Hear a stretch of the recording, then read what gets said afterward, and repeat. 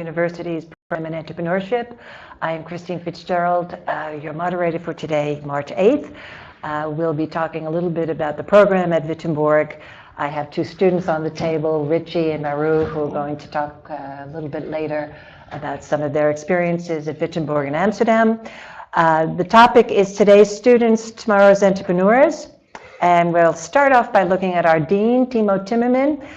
He's not with us today. He's with us in spirit and heart. He is our role model for entrepreneurship. And a quote from Timo: "When you have the courage to dream, you will also find the energy and power to act and build on your future." So these are our guiding words at Wittenborg. We have campuses in 3 locations at the moment: Apeldoorn, our home campus, Amsterdam, and Vienna.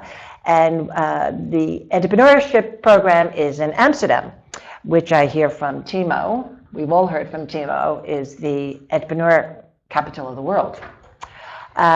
So at the campus in Amsterdam, students are preparing themselves for entrepreneurial mindsets where they'll apply those skills and perceptions and energy to starting their own businesses, real entrepreneurial activity. Many of our students are continuing in their family footsteps in family businesses. And we also have students who intend on joining existing organizations with the entrepreneurial mindset, which is pure entrepreneurship. The attending students today, we have Maru and we have Richie at the table. Also later on this today, we'll be looking, speaking with Natalia from Georgia and Mauro from Australia. And we have 3 students who are at our home campus in Amsterdam at the moment. So today's students, tomorrow's entrepreneurs. Thanks so much for being at the table. I know you both rather well. Richie, if I can start with you. I think you're a natural leader. I've experienced your leadership. You've led me, you've led faculty, you've led us in parties, good times, bad times. But tell a little bit about who you are, why you're at Wittenberg, what your future plans are. Thank you, Chris. Tell us a little bit. Yeah, so my name is Richie Dove, and I'm from the Netherlands. And to start off, I'm not the perfect student, that you would say. I tried 2 previous studies and kind of failed with them. And then I found Wittenborg Amsterdam. And as Chris said about the quote from our dean, encourage you to dream.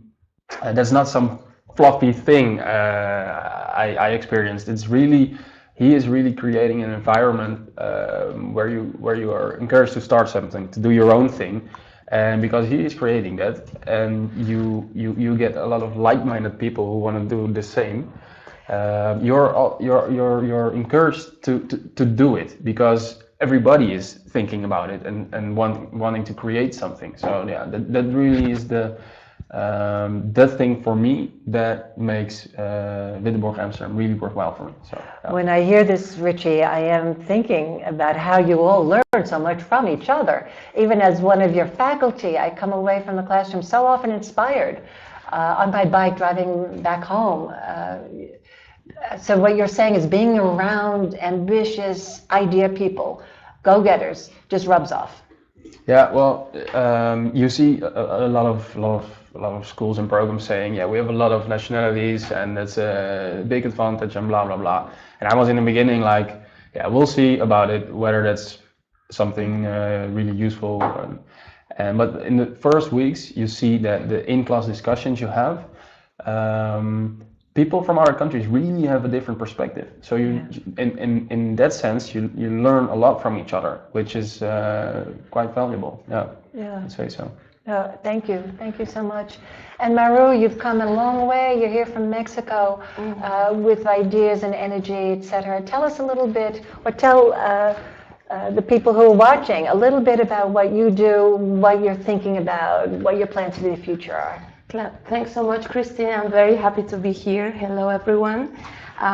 Indeed, I decided to go for the career of entrepreneurship because I believe entrepreneurship is the way to change the world by doing what you love. And that's why I decided to study this career. Why Wittenborg? Wittenborg is located, first of all, in Amsterdam, which is a very vibrant city. It's the city of startups and the city of dreams and new ideas, and this gives me a lot of energy.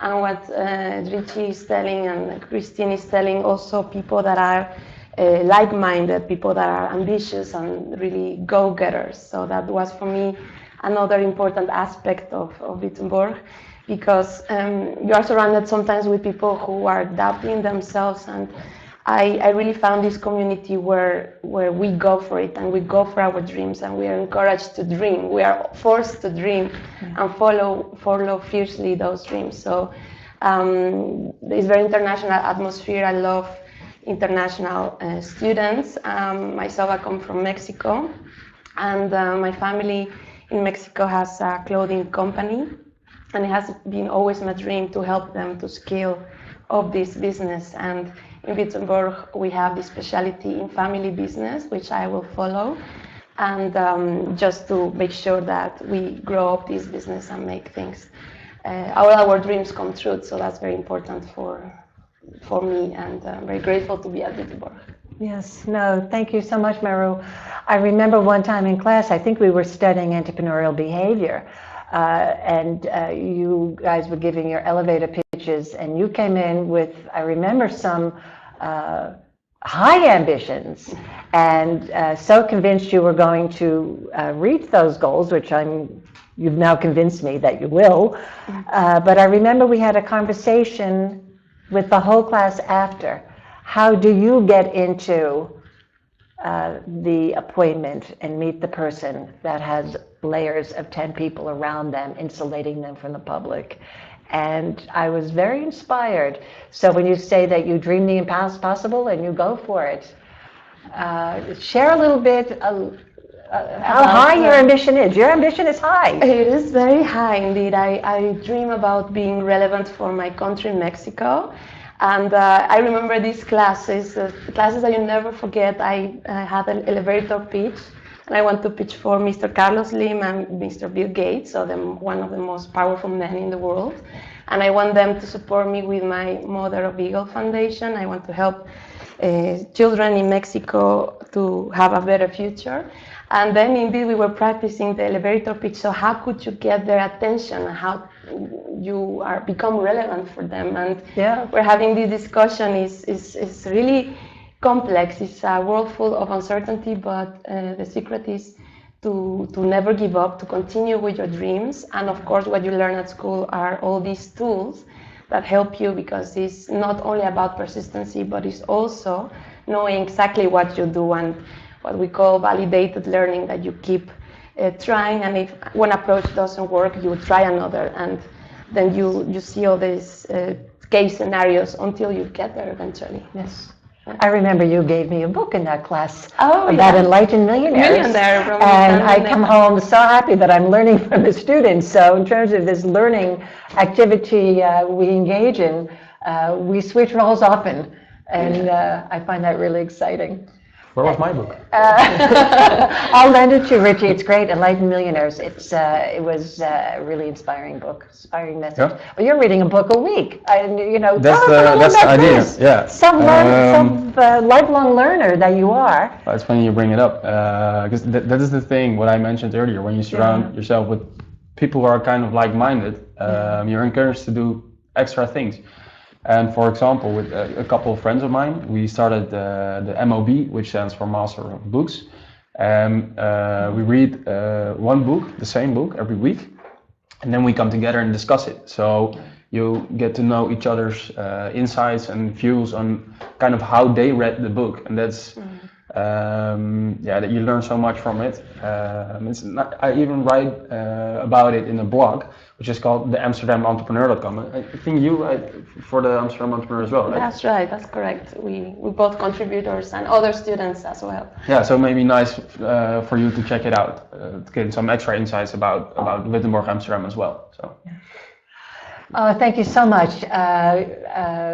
Thoroughly enjoyable for me sitting at the table with two bright, ambitious go-getters.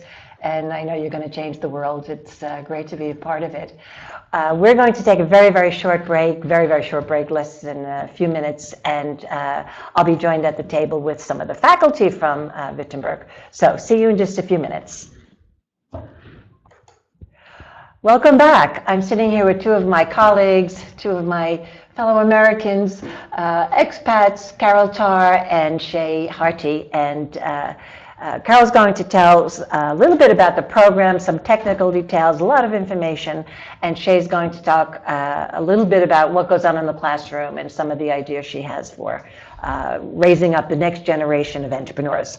So, Carol, if we can hear a little bit from you and your point of view. You talk about the international classroom. Talk about our student body. You know, ad-lib this, what goes on in the classroom, why do students sign up to spend some time with you? So a little bit about our classroom. Well, I'd love to talk about our international classroom. It's one of the things that makes Wittenborg so unique, that we have a 60-40 ratio of international to Dutch students. It's one of a kind. You won't find anything else like that here. Amazing. Okay. If I look at the international classroom, how many nations are we representing?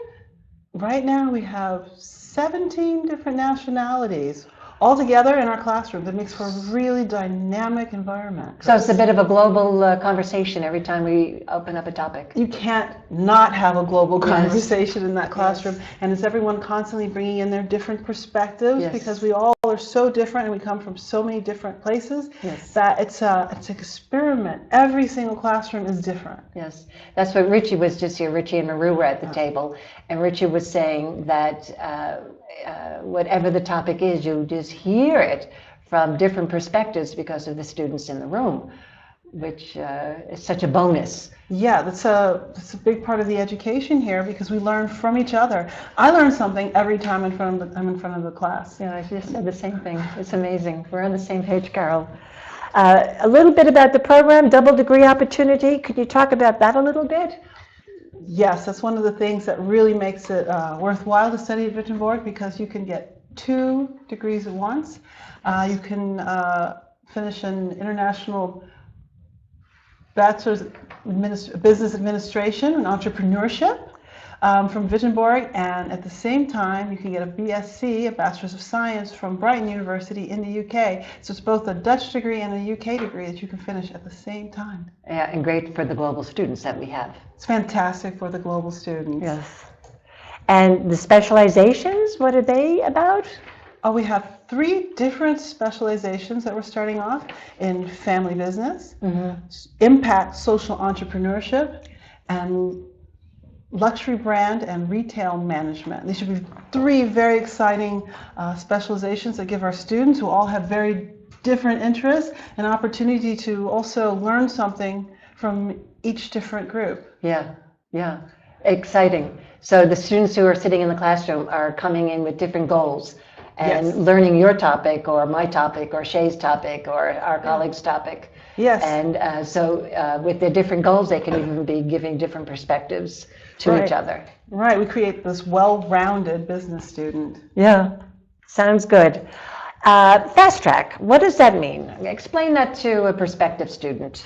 A fast track is something you can do if that's what you want to do, and so many of our students are so motivated, so they can complete 4 years within 3 years of study. Now that means that they're doing 80 European credits a year instead of 60 European credits. It's very detailed, but this is something that our students who are some of them who are so driven and so dynamic that they want to just go through and take all these classes at the same time, and that can happen.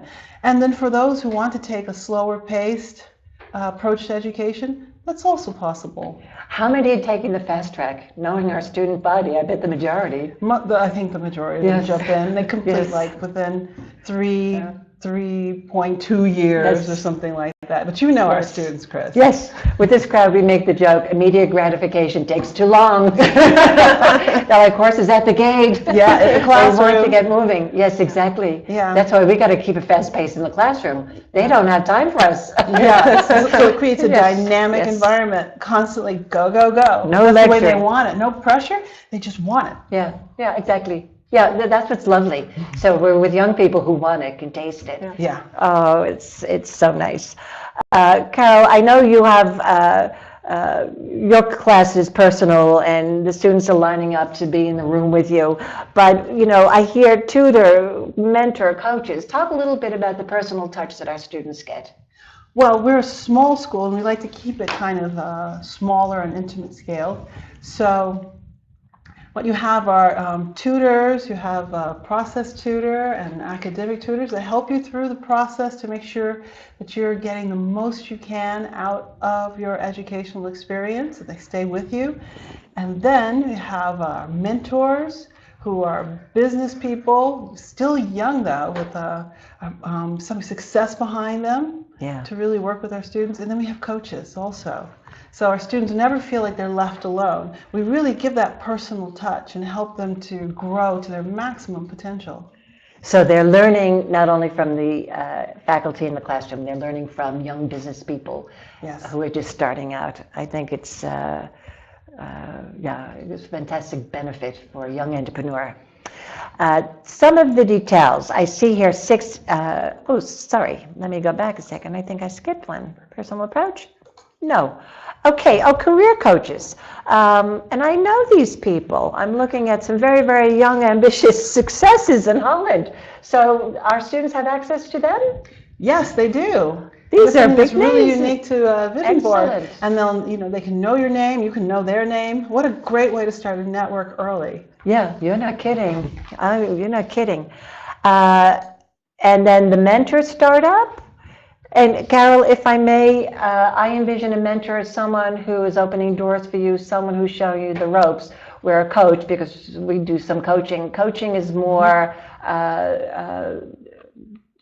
being a good ally to someone, helping someone develop their skill sets, helping someone to develop their strengths and who they are. So the mentors are really playing a mentor role here. They're opening doors for our students, making introductions. I view one role as being highly practical and another one as being more like a sounding board. Absolutely. I've been coached, and a coach brings out your best. A mentor opens doors for you and opens up the path. And they're also startups, so they're just going along the path as well. So they're a bit ahead, or in some ways much ahead, but you know, we're all in this together. And it makes for a truly dynamic environment where we feed off of each other. Well, not feed off each other, but we benefit from like the energy that everyone has.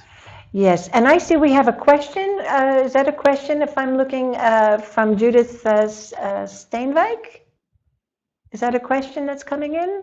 Oh, yes. Are all teachers from America? No. Who wants to take this? Just sitting at the table, but that's because we're good girlfriends. But all our colleagues. No, we have Dutch colleagues? Yeah. Spanish? Yes. British? Ghanaian. Ghanaian? Colleagues. Yes. Kenyan colleagues. Where's George from? It's from Kenya. Kenya? Yes. And our, I think our teaching population is as diverse as our student population. Yes. It's a truly international educational environment. Absolutely. And we'll be hearing from another faculty member just a little bit, but we're going to hear from Thomas Blackman, who's pretty prominent in the Dutch community, a young Dutch entrepreneur. And well, to me, everybody's young. But we'll be looking at Thomas in just a few minutes, who's Dutch. But no, Carol, thank you. But I want you to talk a little bit more about the incubator, because this is, I think, important information for prospective students to hear about. But what is the incubator? I hear of an incubator, I think of a little chicken hatching or a little baby that's you know, not on its own 2 feet yet. Well, no chickens, no babies in our incubators. But I think these days, any really well-rounded, good business program needs to have an incubator where the students can try out and think about and develop their own ideas while still in the classroom. And then they can also network and interact with each other, and we're all in this together, this incubation process. And if you don't have an incubator available for a lot of our young dynamic business students, then you know they'll fly away somewhere, right, and go off. But now we can have them where they can develop their business ideas, and still gain more theory and the benefits of a broad education and business together, so you don't have to choose. You don't have to say, well, I want to start my business, I have a great idea, because we have some students who are already doing very well in their, young businesses, and they're still coming to class. Yeah. And I think that's a truly special experience about Wittenborg. It's a safe place to fail. Yes. Yeah. Well And said, Jay. succeed. And succeed. Yes. Yeah, but well said. And Carol, you said it earlier when we were talking early today. We're not afraid to fail at Wittenborg. I love that Yes. theory. Yeah, We're not afraid absolutely. to fail. It gives space to take risks and to grow. And to practice and Yes. fall down and get back up on your feet. And who knows, maybe 2 days later, or maybe a couple of courses later, because then maybe you have a chance to learn something you didn't know before. You say, oh, Yes. that's what happened. And you learn it maybe through intercultural management, or you learn it Yes. through organizational behavior, or you learn something in finance or accounting. So it has all possible aspects covered. Oh, yes. If I think of the incubator, I think of hatching a new business. Yes. 6 project weeks per year. Shay, do you want to talk a little bit about the 6 project weeks? Sure. I think Carol can talk about it a okay, little bit Carol. better. I love to talk about project weeks. Yeah, go ahead, We're in Carol. one right now. Carol. And project weeks sort of break up our teaching blocks, because the way that our year is structured is that we have these 4-week blocks, with the first 2 weeks being very theoretical, and then we have a project come in. A real business brings in a real question, a real challenge for our students who break up into teams, and then they all work on this project very intensely. And it's a real challenge. It's like right now they have to come up with a market entry strategy for an educational tech company. And then after a week, and they have winners and juries, and it's so intense. They go back to the classroom, and then they apply what they learned in the first 2 weeks in the theory, also what they learned from the project week. And think about it, it's constantly networking, constantly incubating, and it's just part of a really exciting and dynamic environment that we have at Wittenborg. Okay. Carol, thank you. We have a question coming in from Fernando Morales, and he wants to know how big are the classes on average. Shay, how big are your classes? My classes are anywhere between 8 to 16 students. So space for conversation and space for interaction. Definitely. There are lots of time and space to be really personal about what's going on in class. Okay, let's move on just a little bit. Carol, if you can quickly, let me move back, but I see a picture of Kenya, what's happening in Kenya, and then I see a picture of the Philippines. So what's going on in Kenya with our students? Well, because we're such an international school, we're also internationally oriented, and we push social responsibility very early on in the educational process, because we want to create global citizens. Okay. And the students have the opportunity to go to Kenya for a week and work with this project by one of our mentor startup companies, Vijana Reloaded. And there they work with Kenyan youth. It's sort of a micro project to get them to get their businesses started. So where our business students are encouraging other business students to grow and to figure out ways to success. Okay, thank you. And in the Philippines, they're working on the ground with joining companies as interns in the Philippines? Well, this is one of our work placement opportunities. They can go to the Philippines for 3 to 6 months, and there they work with a lot of larger global corporate players who are trying to lift, to raise people, a group of the population in the Philippines out of poverty and into the middle class. Amazing, amazing. Oh, Carol, thank you. Some technical details, if you can tell our audience. 6 intakes per year. We were talking earlier, back in the day when we studied, you were lucky if you had 2 intakes. We could, we could register in September. If it was innovative, we could do it again in January. But 6 intakes. Yeah, I had 1 intake when I was coming up, September, and that was it. But here we're more flexible, and you have the opportunity to join us in our environment 6 times a year. There's 6 Yeah. different times, and we can provide you with more information on that, because maybe September doesn't work for you. Yeah. Maybe February doesn't work for you. Yeah. You know, and so Life we try to happens. be flexible, because life happens and you have to come up. You can't have one rigid No. intake. No. And a little bit about the course structure? Course structure. Okay, so we have those 6 intakes a year. And this corresponds with our blocks, because we have 6 teaching blocks a year. And each one, as I was mentioning before, was divided up into really 4 teaching weeks of 2 weeks of theory, a project week in the middle, and then 2 weeks of application of theory afterwards. And then we have maybe a study week, there'll be an exam week, and then we'll do it again. Yeah. And this is a constantly moving process. And it's very exciting, because you get to take a number of different kinds of courses, and you get this broad sampling of all sorts of ideas. Oh, Carol, thank you so much. So much important information is being shared with us. Shay, would you just talk to us a little bit about the student profile? What is a typical student that we get at Wittenberg? What kind of student are we looking for? Or do we think the type of student who will fit with us? Well, we're looking for students who are optimistic, goal-oriented, who have a desire to be an entrepreneur, people who have this feeling that they want to do more with their life and their career, and who are ambitious about it. So when you say also the desire, you're saying the passion needs to be there. Exactly. Yeah. The passion needs to be there. Yeah. So they come in with their heads and their hearts. Yeah, exactly. That's well put, yeah. Okay.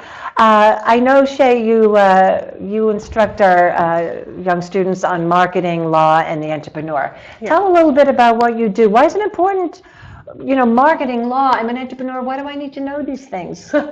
Well, I think when you're an entrepreneur, you have very different topics that you need to focus on. Finance, you need to focus on your marketing, of course. Marketing for your budget, for your business, takes up about 30% of your budget. So it's important to know who your target audience is and how you're going to speak to them. What's your story, what's your brand, and what's your plan? You have a video. Do you mind if I start it now, Sure. Shay? Okay. And I think I'm doing this correctly. If I'm not, okay.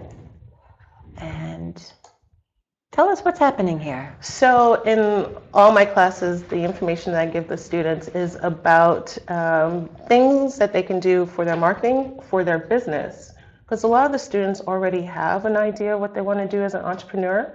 So basically what we do in class is already start implementing the things that we're learning. So whether they start their business today or tomorrow, they can already start. There's nothing holding them back from at least doing some market research and talking to their target audience. So what we do in class is a little bit of presenting, because when you have your own business or start your own business, you need to be able to sell it. So you need to be able to say something about it. So we're constantly challenging our students to speak in front of class and present their ideas and present what they're learning. Okay, so what we're looking at here is students presenting a pitch for money or a marketing plan? We're looking at, we set them up into separate groups and ask them to then come back and explain how they came up with who their target audience is. Okay. And explaining how that works. And we do a lot of in-class projects, so which is why you'll see some of them with their notes still. I don't require anyone to memorize anything because, we have Google. You don't have to memorize anything ever. I have the exact same philosophy. I'm never going to ask the multiple choice question. No, I want to know whether you can think, not whether you remember someone's name. Exactly. Multiple choice, yeah. So this is just how they're able, it gives them opportunity to express what they've learned and do it as a group. And then they can share ideas and bounce ideas from each other and be each other's sounding board. Yes. And although there might be some students who don't have a business yet that they want to start, they can support their classmates with information and be a sounding board, and they can learn through each other. And that's one of the ways that we learn by the community or the network that we have around us. I so agree. Yeah. And I typically say, we're a nice audience. Try it out with us. Make your mistakes here. Yeah. First time presenting a marketing plan, presenting ideas, how to move forward. Yeah. Do it in the safe audience who care about you and will give you feedback to make it.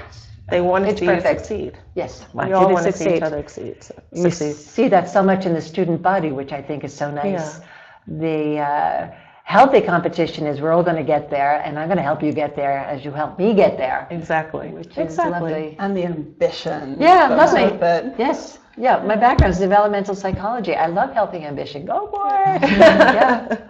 Which, no, thank you. Let me close this. And I look at what you teach, and you're looking at European law. Why do students need to know European law, particularly if they're going to be doing business in non-European nations? Yeah, that can happen. Well, because Wittenborg is part of the EU in the Netherlands, so it's important to know how the laws in your country or in a foreign country affect what your business. So what we do there is we talk about what the laws are here in the EU, because it's an easy example, you can see it right away, and how it will affect your day-to-day business. So then we can also debate what we consider fair or unjust, and we role play a little bit in taking sides and arguing one side over the other, and also thinking about what it will mean to them today. We'll look at case studies and things that have happened already to see what they think might happen in the future. We even talk about Brexit. We talk about all the things, current events and so forth. Yeah. But even Brexit will affect you as an entrepreneur. So what does it mean? Oh, thank you. Thank you so much. Thank you to both Carol and Shay. I've learned a Thank you, lot. Chris. It's been a nice time sitting together at the table. We're going to take just a short break, just less than 2 minutes, and we'll be hearing from another faculty member. Thomas Blackman's coming on, who has a lot to say about the entrepreneurial mindset. I learn a lot from Thomas. So we'll be back in just a few minutes, so don't go away. Welcome back. I'm sitting at the table with Thomas Blackman, one of my esteemed colleagues who's teaching all around the world, teaching entrepreneurship in many countries and in many universities. So I think I'd like him to introduce himself. Tell me, you're teaching entrepreneurial behavior all around the world. What's going on here? Entrepreneurship is an awesome domain to teach. And the thing is that I think that if you're a future entrepreneur, or if you are not uncertain if you want to be an entrepreneur and you want to play it safe and join an established company, you need entrepreneurial mindset. Yeah. And that's why it's so fun. It's getting people from intention to actual behavior. When you talk about mindset, I find your stuff so cutting edge. I'm coming. I understand a little bit about cognitive psychology, but when you talk about effectuation, and I've heard you talk about it, it's cutting edge. Tell us a little bit, what is effectuation? Effectuation was actually discovered by Sarasvati and Herbert Simon, and it helps you to get from intention to actual behavior. So it limits the bar to get to actual startup. There are a lot of people that want to start for themselves but don't know how, and are afraid to do so. They're doubtful. And what Sarasvati, she actually coined effectuation. She was mentored by Herbert Simon, and together they researched entrepreneurship in a completely different manner. Previously, we would ask expert entrepreneurs, how do you get so successful? And by asking them, you get an answer that lies actually behind them in time. And if you ask entrepreneurs, well, we have a case study now, how would you create a market out of this concept? Then you get a completely different answer. You get way more important insights on how to limit the risk of the entrepreneurial venture. So that's why I love effectuation, because it kills the myths that we've built up that keeps us from becoming the next Richard Branson. So if I understand you correctly, you're saying that you've looked at entrepreneurs, they think differently, they have a different mindset, and you share that type of thinking with your students and have them try it on for size to increase their chances of success. If you look at a lot of education programs educate people to pitch for venture capital. So they pitch people to try to hit the home run. In fact, that only works for 0.2% of all ventures. If you look at figures, for instance, from the States. Now, 99.8% need to play a different ball game. And we're trying to educate entrepreneurs that learn how to search and develop their own concepts. And then if they want to do a scale up, then it makes sense to go to venture capitalists. Okay, so if I was to ask you, how does your teaching at Wittenborg stand out? I think you've already answered it, but the thing is, if you look at what we can do at Wittenborg, the Wittenborg School has been there for over 30 years. Actually, we have an anniversary, right, this year for 30 years. And the thing is, the Amsterdam School is just being established, and we are now able to put in the latest developments on entrepreneurship field in that curriculum. And that's what stands out, because we figured out the right order in which all these new techniques and models and everything that's being developed in the field of entrepreneurship, how they connect. And through that lens of effectuation, we can actually teach students to become successful in their entrepreneurial careers. Thomas, we have a question here from someone who's watching at the moment. Are there any students who have their own company? There are a lot of students that have their own company, and that's what I like about teaching. Yeah, that's what I like about teaching at Wittenborg. They're hands-on, and these people, they see that the thing is that a lot of times students need to make a choice if they want to start their venture, continue their venture, or get a proper education, and we're trying to combine both. Yes. It's funny when you mentioned, I'm thinking of a few of our students who are serial entrepreneurs. They already have a few companies going and are studying at the same time. Yeah, yeah, absolutely. But that makes classes also really practical. Yes. So if you look at the experiences of the students that bring it into the classroom, we can help them. For instance, there's Eric who wants to start a shoe brand. Yes. And we're helping him with his pricing model. Because if he creates shoes, what are you going to ask for really nice shoes? Are you going to put it upper class, ask for a lot of money for the shoes, or do you need to compete with the more budget shoes? And that's a question you have as an entrepreneur. That makes the teaching really hands-on. Yes. We have another question that just came in. What kind of support does the university give to students to develop and start their own startups? What kind of support? Well, it's actually in the entire curriculum. That we facilitate them with the entrepreneurial mindset in year one, and then it builds upon all these practical tools and instruments in the next years. And there is an actual incubative program that I really enjoy teaching, because in that program we facilitate them to go and do, even though they are still following classes. Yes. And we also have them compete internationally. So the incubative program creates startups that we can send to global competitions. I'm sorry, I'm going a little bit out of sequence here, because I would like you to talk about the 5 principles. Okay. And I just heard about them, talking with you earlier today. I enjoy teaching the 5 principles, I know, so no problem. Yes, because this really makes some of what you do in the classroom, at least for me, it brought it alive a little bit when you talk about the 5 principles that you bring home. Yeah, there's only a limited number of people that know effectuation yet. If you look at the impact effectuation is having now in entrepreneurial education, it's massive. If you look at these 5 principles, the first principle teaches us that expert entrepreneurs start from available means. So they start from who they are, what they know, who they know, and what they have. And if you start from available means, you can start tomorrow. So you don't need to pitch to a venture capitalist and then end up short.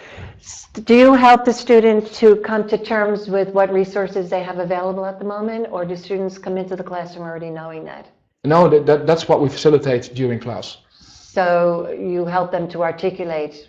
Yeah, we ask them, for instance, you can have people study a textbook and then do a case study and create a business model. Or you can ask them, well, what are your hobbies? What would you like to create? Where would you like to be relevant in the market? What drives you? And then figure out an idea and then see what means they already have available that they can work with to test and validate if what they're trying to create actually makes sense. This sounds so hands-on to me. That's the fun of it. Yeah, exactly. And then the other principles, Thomas? Well, there are 5 in total, and the second principle, for instance, teaches us that where we think that expert entrepreneurs are high risk takers, they actually take limited risk. They are experts in taking small steps, so organically grow their business. And that's exactly what helps the students organically grow their business during their studies. Okay, and the third principle? Third principle is Crazy Quilt. We teach the students with the Crazy Quilt principle to collaborate and to find resources through that collaboration so that they actually grow their bird in hand and take more daring steps in creating their venture. So it helps them grow faster. So the Crazy Quilt is kind of their network. It's a patchwork of relationships. The Crazy Quilt is a patchwork where the collaboration, the pieces, actually symbolized by the pieces of cloth, are the parties that work together. And then the stitching is the pre-commitment, so that you create a cloth called a quilt. And the crazy is not like nuts and insane. It's more the unexpected collaborations that, with students coming from 17 nationalities, it's just happening. Yes. It's amazing. A lovely metaphor, in my opinion, Crazy Quilt. And you should hear the lemonade. Yeah, let's hear it. Is that from Beyonce? No, but it's fun though, because everybody's heard about the lemonade. If the world gives you lemons, make lemonade. Yes. And I think this is a really interesting entrepreneurial mindset issue, because or learning actually, because if you are able to cope with a disappointment and persevere nevertheless and learn from what's happening, I think that's what makes a difference between good entrepreneurs and people that fail and don't persevere and don't go on, don't continue. I so agree with you. I teach stress management, and I often say sometimes it's just a choice. And even if you are by nature a pessimist, it is a choice, it's a decision, because you know the decision is going to be a good one, to decide to see the upside. So when you say the lemonade approach, I think we're talking about the same thing. Yeah. Where you say, There's just also choose to look at, I have a half a glass of water here, choose to see half a glass instead of half empty. Yeah. There's also work from Carol Dweck on the growth and fixed mindset that's connected here. So the entrepreneurship education that we do is not only focusing on creating entrepreneurs, it's also on educating people to become more effective in creating something, even in established companies, in an unpredictable environment. Yes. So it touches on a lot of different disciplines. Absolutely. Yeah, what you're teaching. And then last but not least, the fifth principle? Yeah, the pilot in the plane. When I first experienced that, read that about that principle, I thought, the pilot in the plane, I don't know any other job with more checklists, but it seems that the pilot has to make some tough decisions while he's flying. And actually, the pilot in the plane is the principle where all the other 4 principles come together. Yeah. So it's the entrepreneurs applying effectuation. Thank you, Thomas. A little bit about the process. I see here questions. Are these questions that entrepreneurs should be asking themselves, or you tell? What's this process? The process is actually well, there's so many tools on entrepreneurship that we try to figure out how do they all connect, because you have the business model canvas, you have the value proposition design, you have ideation, lean startup. How do they connect? So we try to figure out a process, and that's what we teach the students, is who do you want to be relevant for? So it starts from intrinsic motivations, understanding the customer problem, and then working that out into actual solution for that problem, and not the other way around. In corporates, you see a lot of products and services being made that don't provide a solution to a problem. It's just something they want to sell. Okay. And we teach the students to understand the problem first and then come up with the solution, and then build a business model around that product market fit, and then come to, like with Eric, the pricing model, and then the new marketing terms, growth hacking. How do you build a market and maximize marketing efforts in small organic steps with limited budget?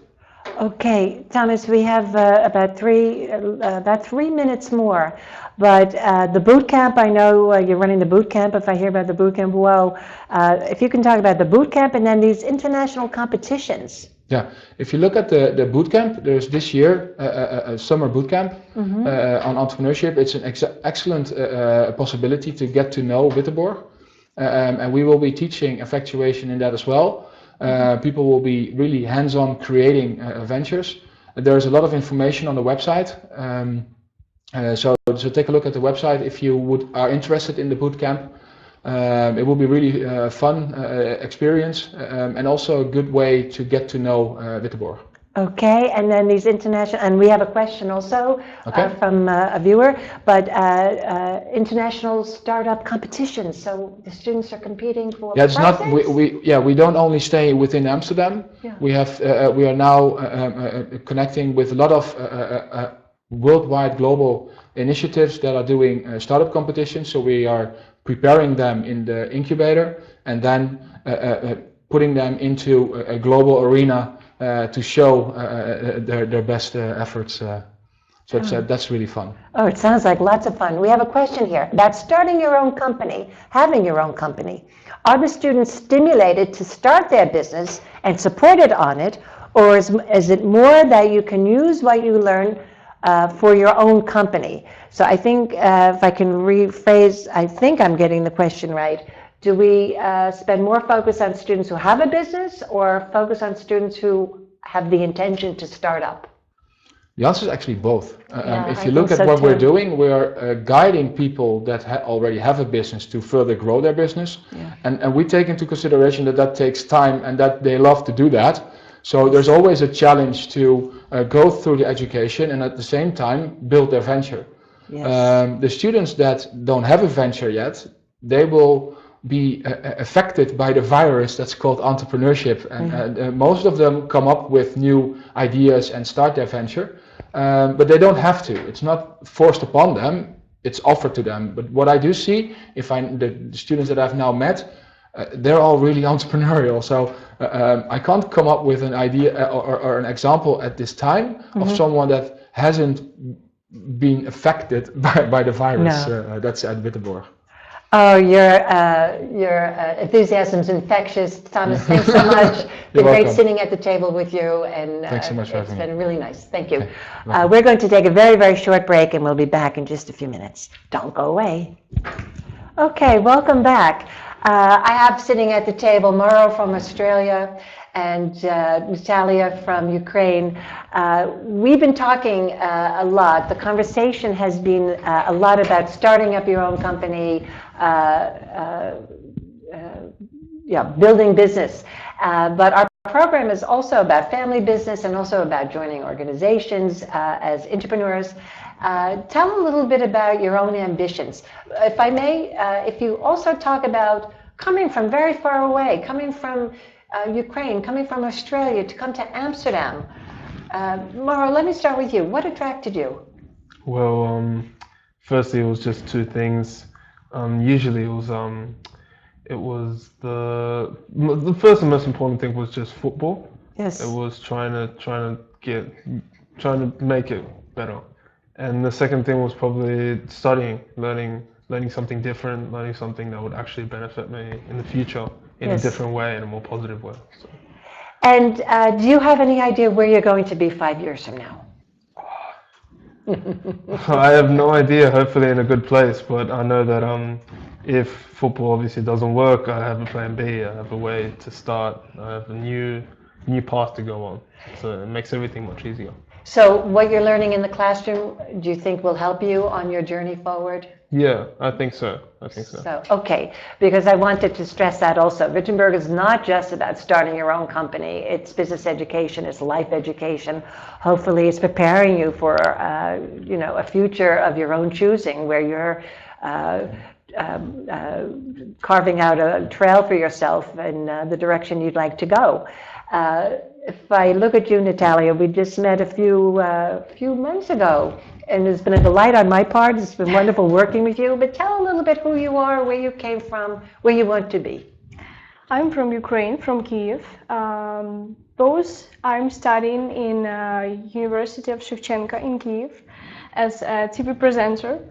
I have my own internet channel, and I did really nice research about postgraduate education in Ukraine, and unfortunately this country, I realized, that cannot provide me nice opportunities in business, because I decided to improve myself not only in a one way as a TV presenter, but also have my own something as a business. And I'm really interested now in becoming an entrepreneurship, to create something myself.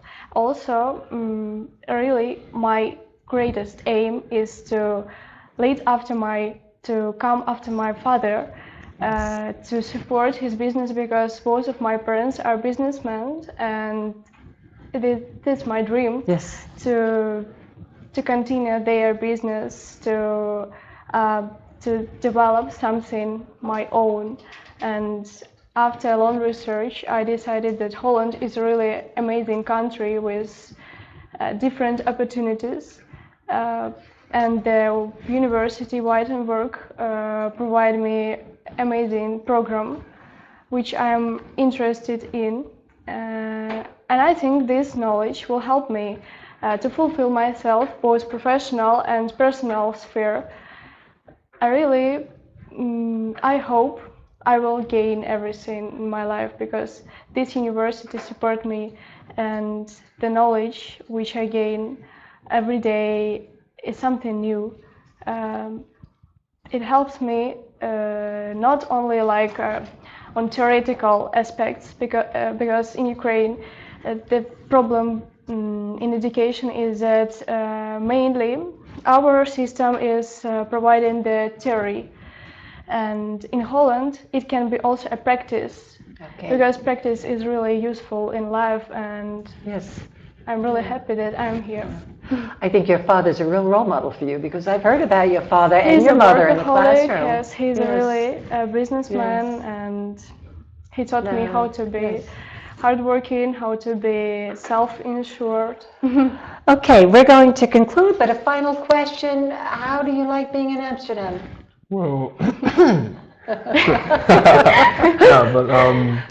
no, but seriously, it's different. It's really different compared to Australia, which is kind of similar, but it's actually really different. Like, it's Enjoyable? it's enjoyable. It's enjoyable, and the people here treat you differently.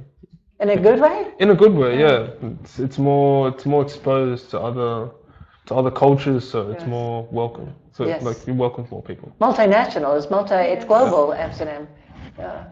Anyway, thank you so much. It's been nice to have you at the table. I've really enjoyed talking with you. And thank you for joining our webinar. There's information, or if you would like information, here are some contact details, our website, our telephone number. Send us an email, read our blog, find us on Facebook. We'd love to hear from you. We wish you every good luck. Whatever choices you make, we hope that they're great ones, and it would really be great to see you maybe in Amsterdam some point to do some work together. So thank you very much.